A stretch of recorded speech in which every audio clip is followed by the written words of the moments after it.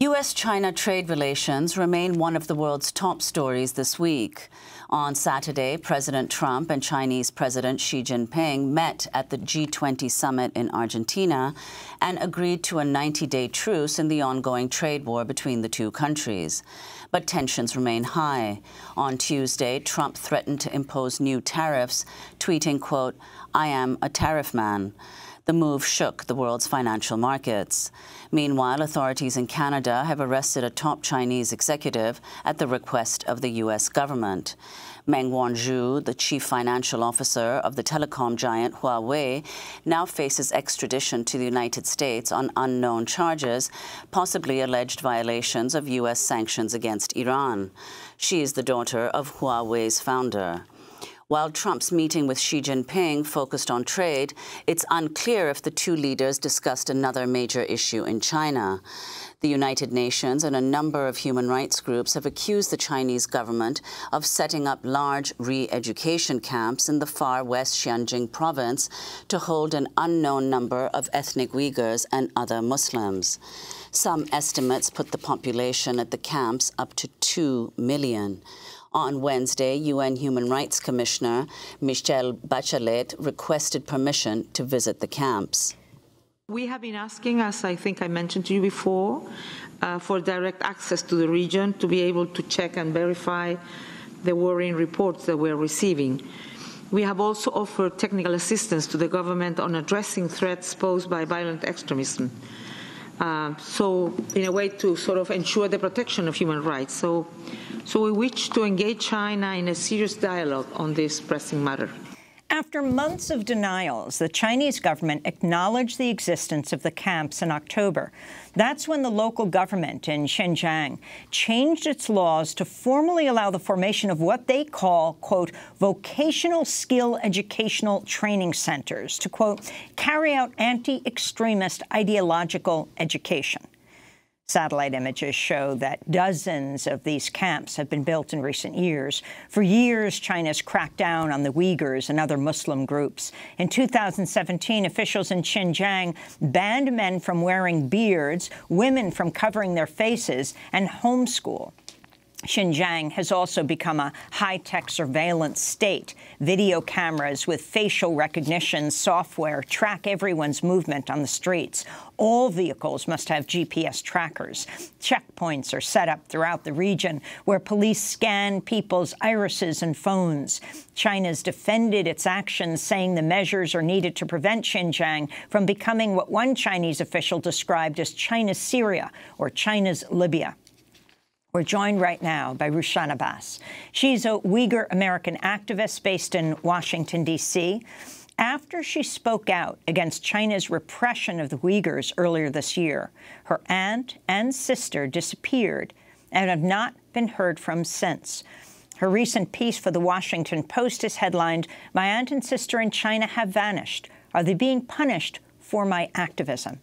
Thank you so much for joining us, Rushan Abbas.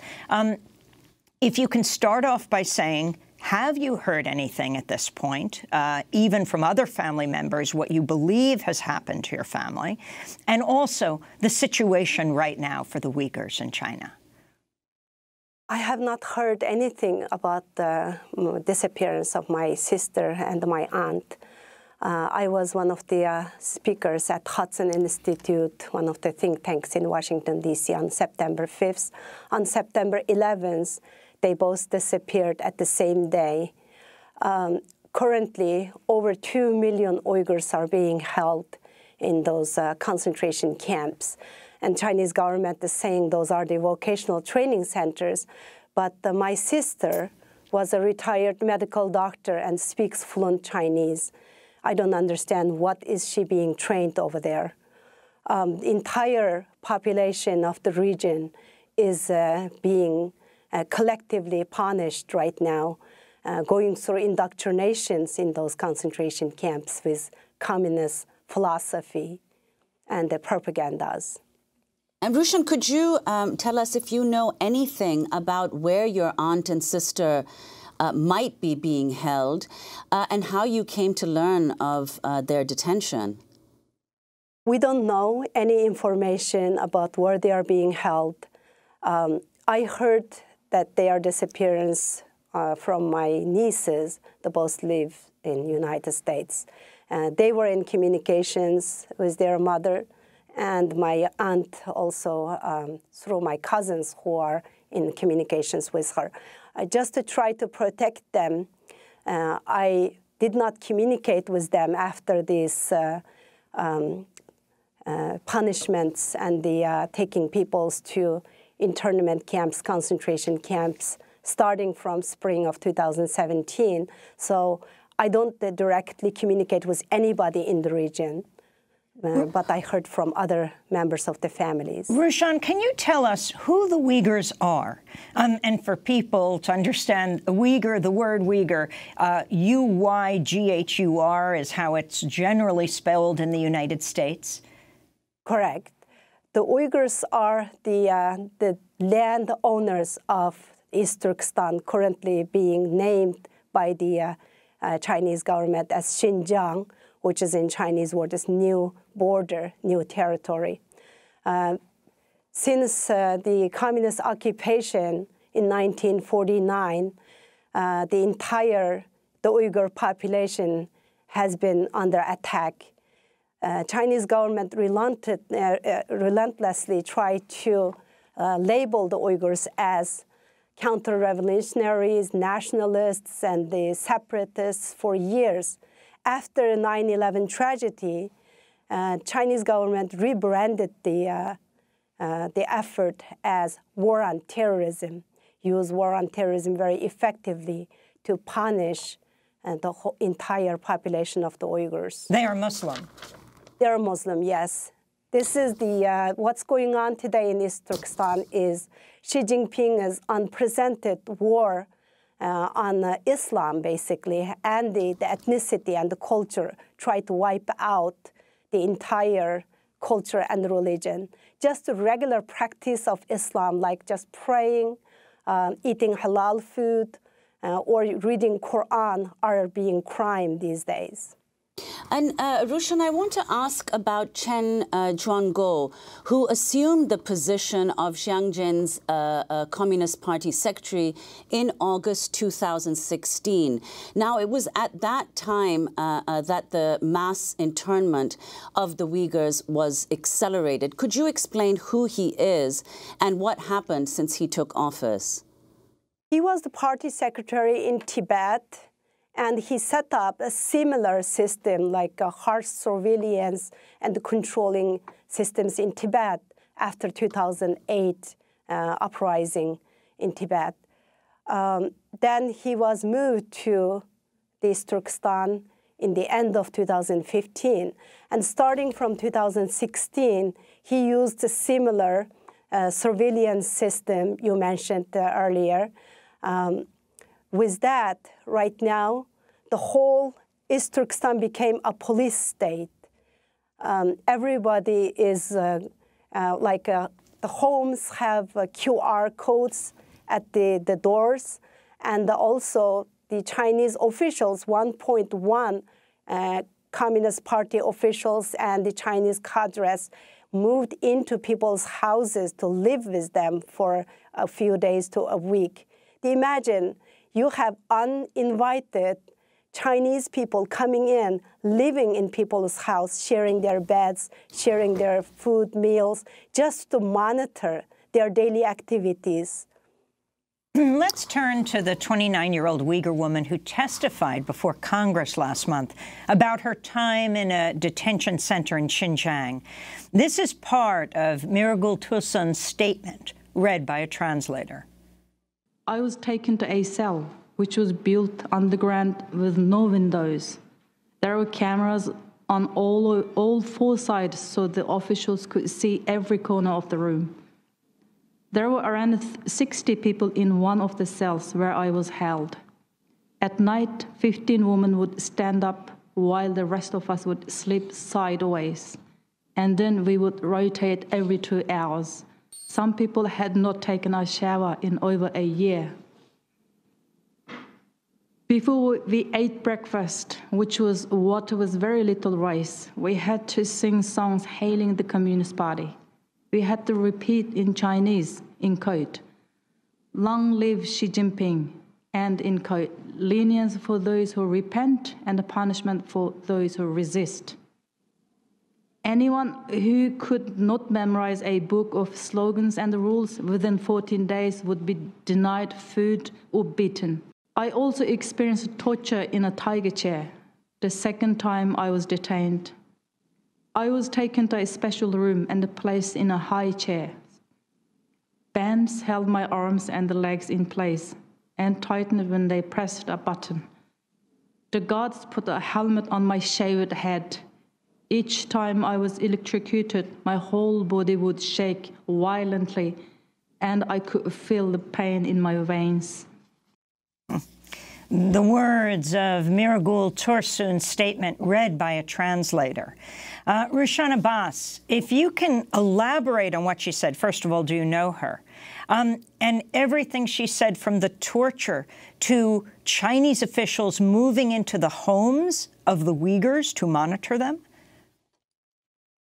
What Miragul Tursun said is the terrible situation she described is just one of the millions of stories that the Uyghur families are experiencing these days. We have other witnesses just like Miragul Tursun in Central Asia.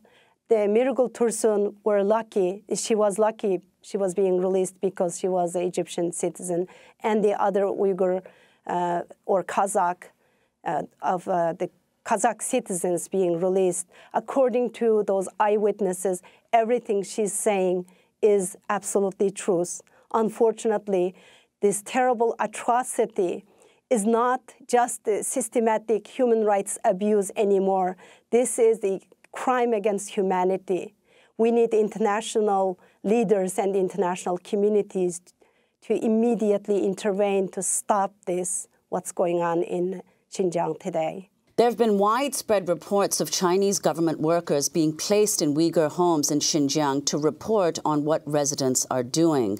This woman spoke to Channel 4 in Kazakhstan about what happened to her mother.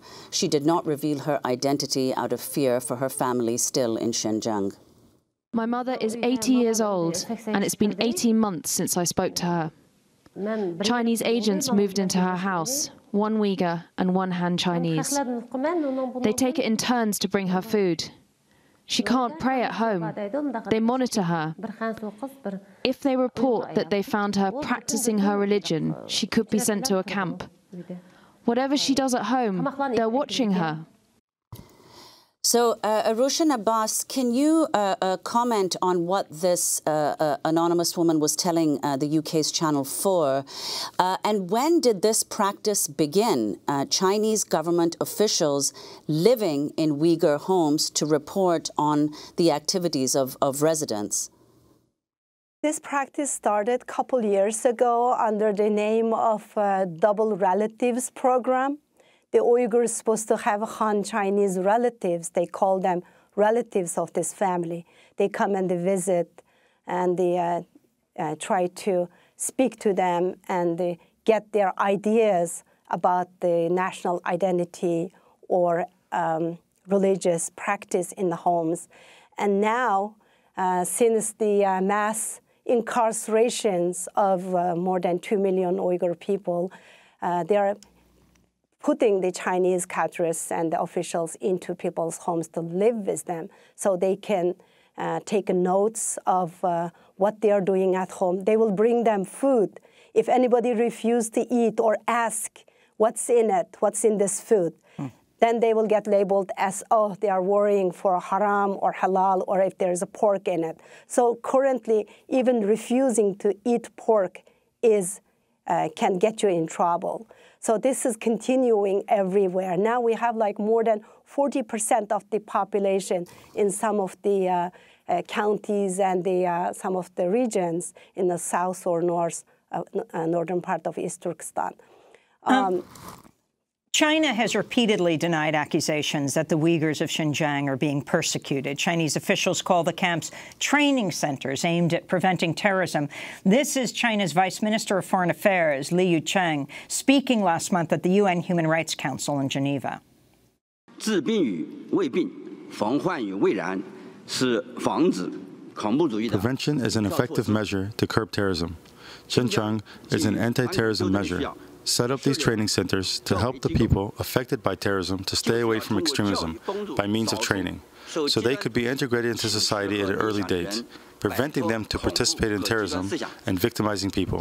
We cannot wait until they become a member of a terrorism group. So if you could comment on this, Rushan, and also tell us how the U.S. sees Uyghurs. I mean, your history is extremely interesting. You actually translated for the U.S. government at Guantanamo, where a number of Uyghurs were held, then quit that job to represent the Uyghurs. And those that were released from Guantanamo to Bermuda, you worked with them to help them adjust. Talk about where China and the U.S. share interests or the same attitude towards Uyghurs and where they diverge. For the comment that Chinese official made, we have a news report from one of the Western journalists who went through over 1,500 documents from the Chinese government sites.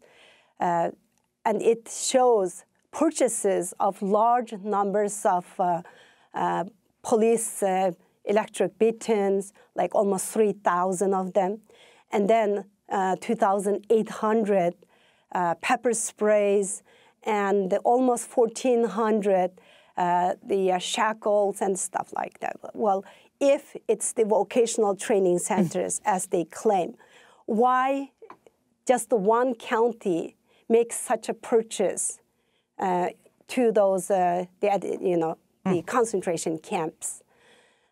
We have a lot of news accounts and reports like that. Radio Free Asia is doing a really good job reporting on the details, that it doesn't, as what the Chinese government has claimed. It's more and more it's looking like Soviet Gulag-style concentration camps.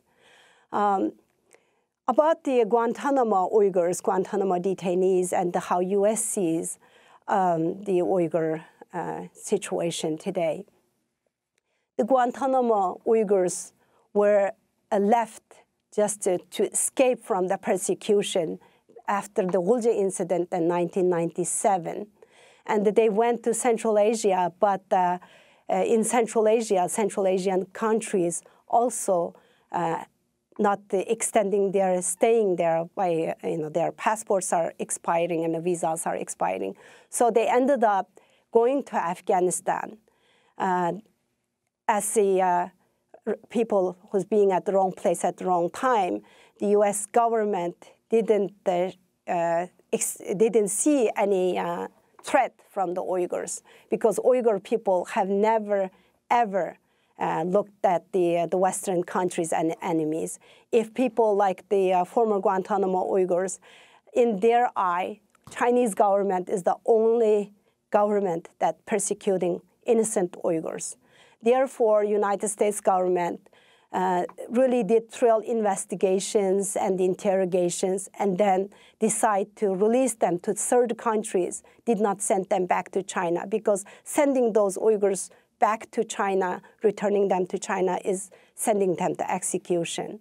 How many were held at Guantanamo? There were 22 altogether. And how long were they held for?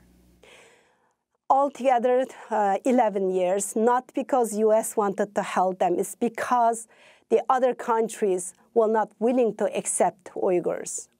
So the U.S. government couldn't find a place to send them. Well, Rushan, could you also explain some of the background about the Uyghurs? I mean, there has been a separatist movement carried out by Uyghurs or promoted by Uyghurs in Xinjiang. And as many have pointed out, there have also been lethal attacks in Xinjiang by Uyghurs and by Muslims, other Muslim communities, for calling for a separate state.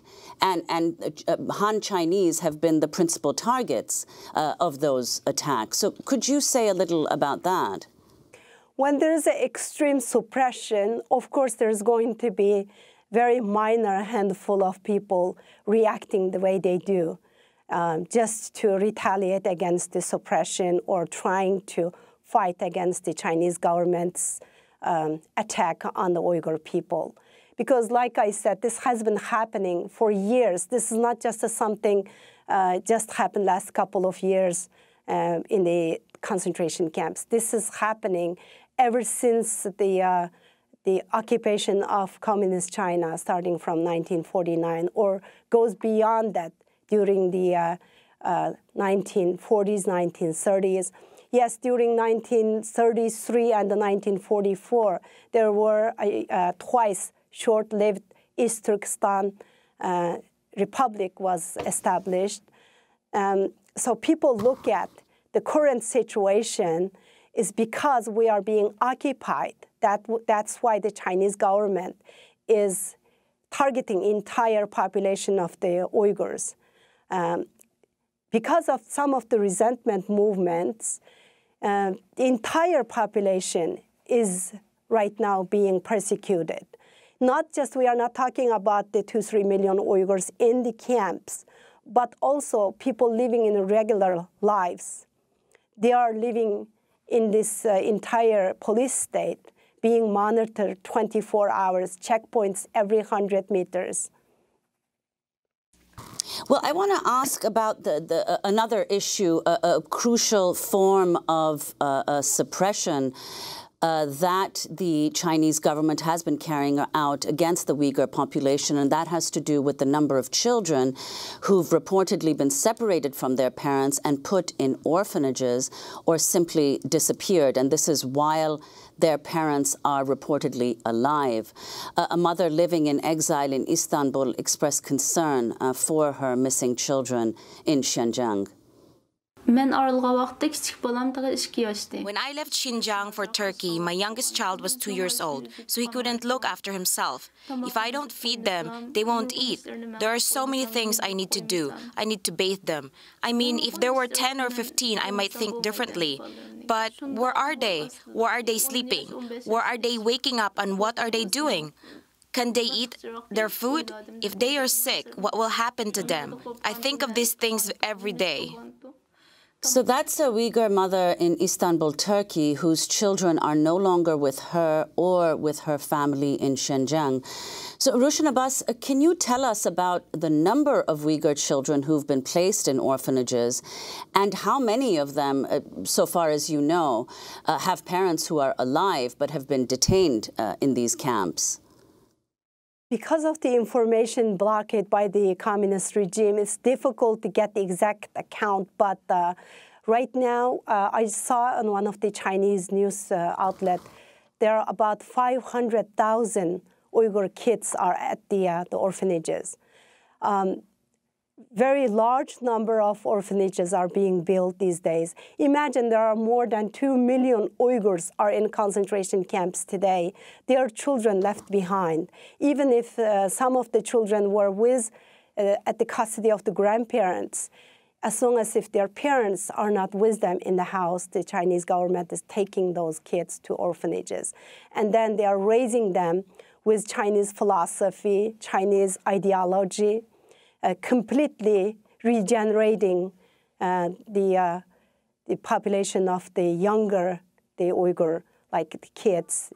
Even we have credible news accounts of the children at young age, as not just the toddlers, like 6 months to a year, being held in some of the concentration camps in Kashgar, I mean, some of the orphanages in Kashgar. I'm looking at a piece in The Atlantic that says China's treating Islam like a mental illness.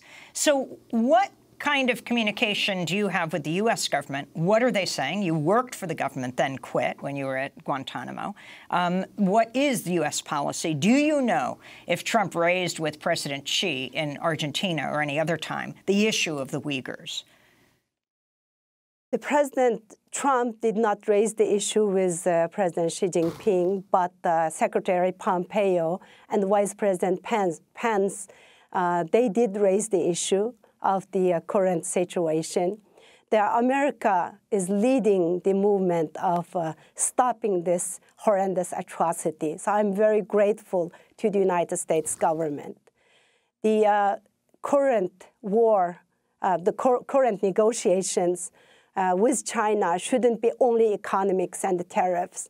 I'm really hopeful that the Trump administration and the lawmakers are going to push this legislature right now introduced the Uyghur Human Rights Policy Act 2018, which was introduced by Senator Rubio and the Senator Menendez and Congressman Christopher Smith and the other 13 other congressmen and the senators.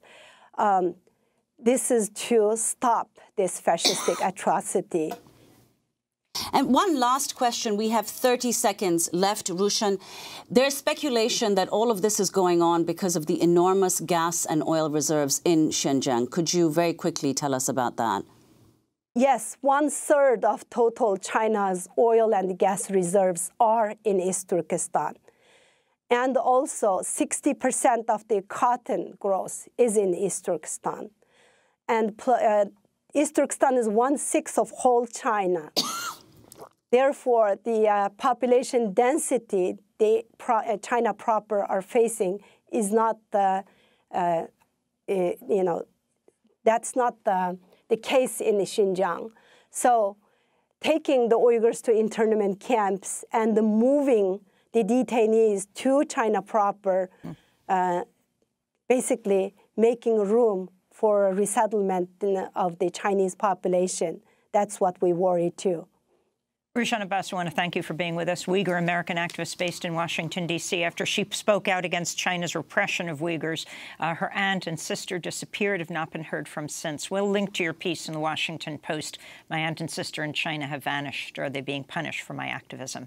This is Democracy Now! When we come back, elections stunned many in Spain when a far-right fascist group has taken a number of seats in a regional area of Spain called Andalusia.